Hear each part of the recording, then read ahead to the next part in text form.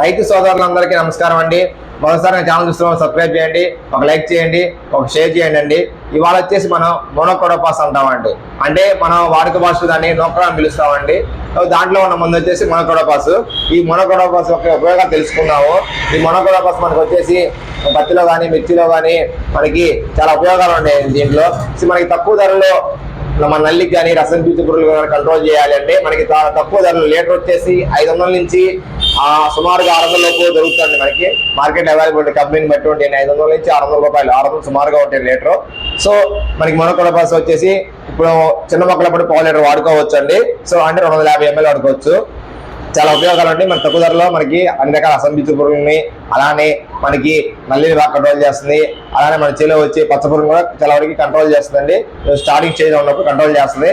So చిన్న మొక్కలు బాగా ఉపయోగపడుతుంది. అలానే వాడుకోవచ్చు. చిన్న మొక్కలు 250 ml, కొంచెం మొక్కలు పెరిగే కొద్దీ 300 ml వాడుకోవచ్చు అండి. మనం ఎకరానికి డోసేజీ దీనివల్ల చాలా ఉపయోగాలు ఉంటాయి. మన తక్కువ ధరలు చాలా ఉంటుంది. థ్యాంక్ యూ అండి. లైక్ చేయండి, సబ్స్క్రైబ్ చేయండి.